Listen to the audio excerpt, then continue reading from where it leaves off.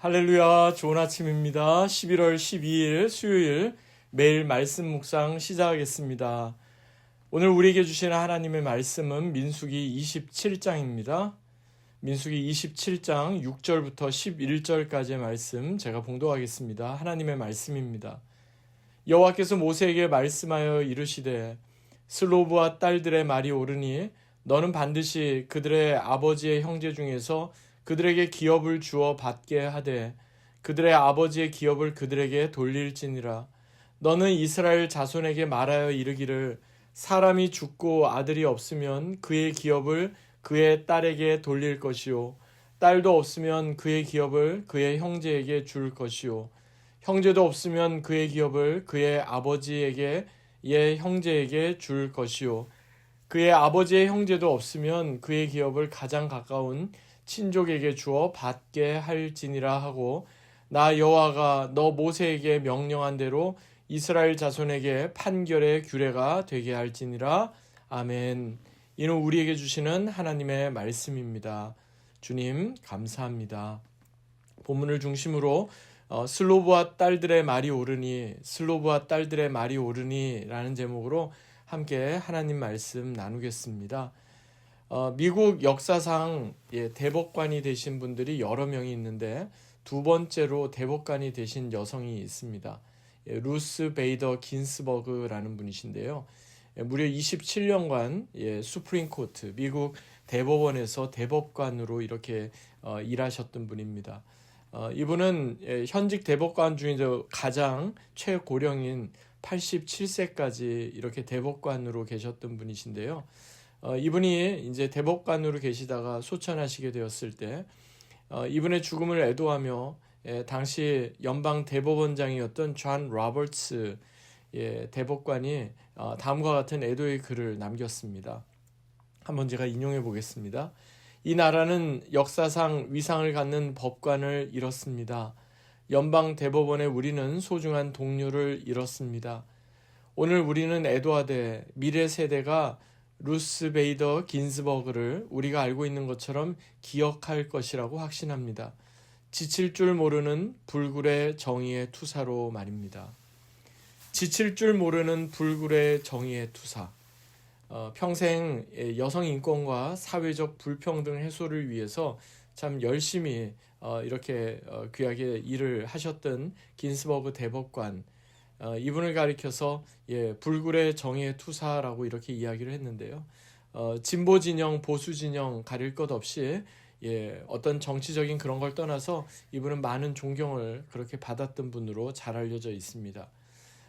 이분의 일화와 삶을 다룬 다큐멘터리 영화가 몇 년 전에 만들어지기도 했는데요. 영화의 제목이 I dissent, 나는 반대한다. 이게 바로 영화의 제목이었습니다. 그러면서 이 영화의 마지막 장면에 긴스버그 대법관의 육성이 그대로 담긴 대사가 이렇게 나오는데요. 영어로 된 부분을 이렇게 제가 한번 그대로 옮겨보겠습니다.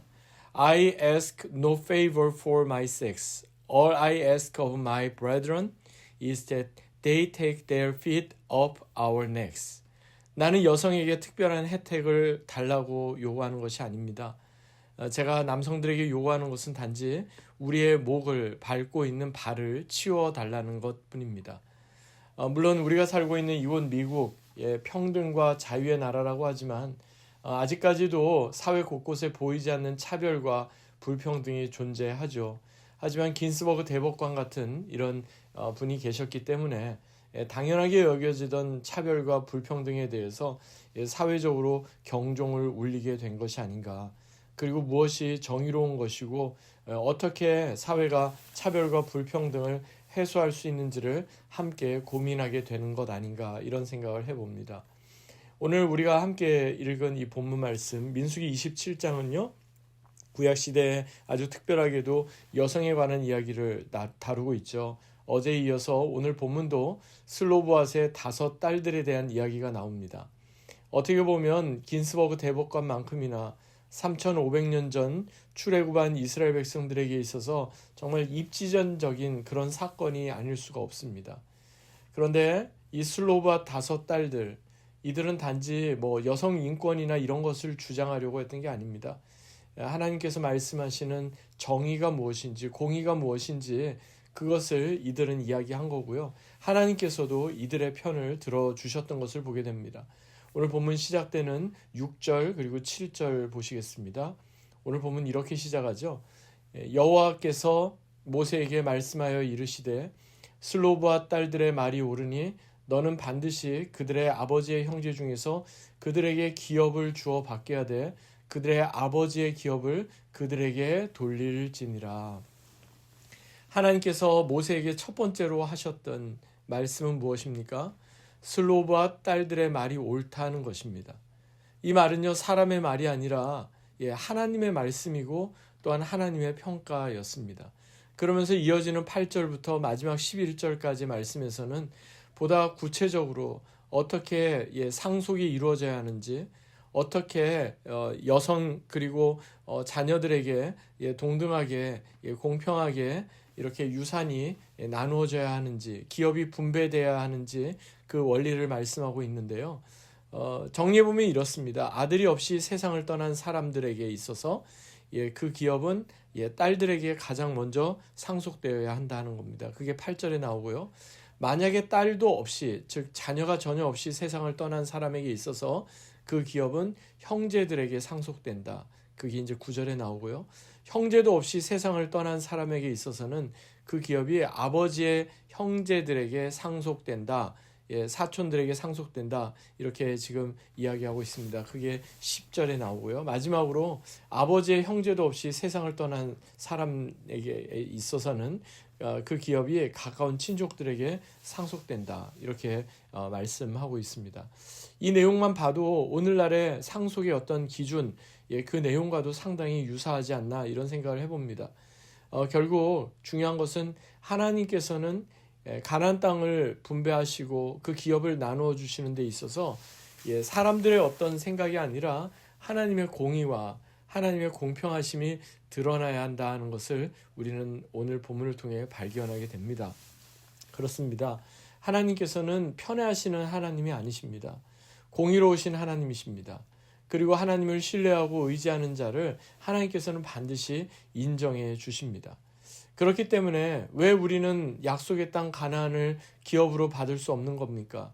우리에게도 기업을 주십시오라고 정당하게 요구했던 슬로브앗의 딸들, 그들의 이야기를 하나님께서는 들어주시고 그들의 손을 하나님께서는 들어주셨던 것입니다. 그렇습니다.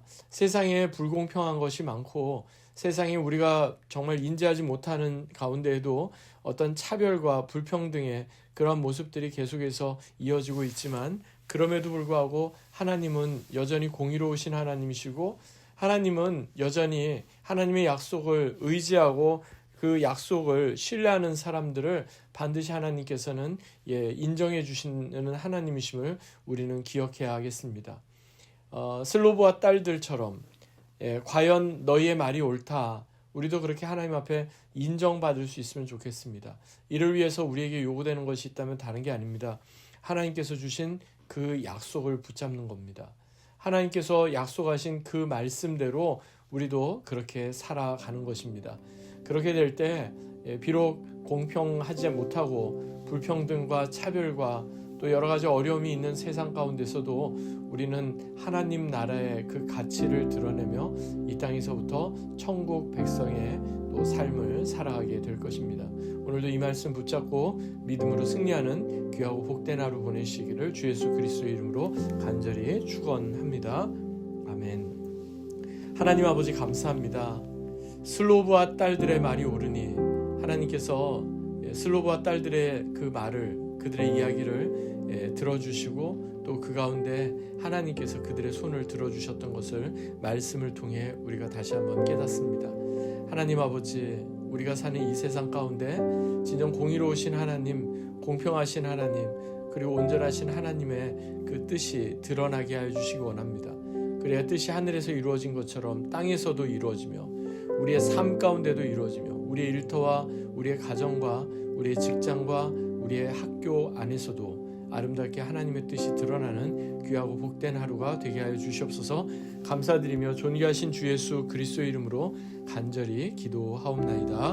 아멘. 오늘도 이 말씀 붙잡고 하나님의 공의와 하나님의 말씀 의지하며 또 그렇게 나아가는 귀하고 복된 하루 되시기 바랍니다.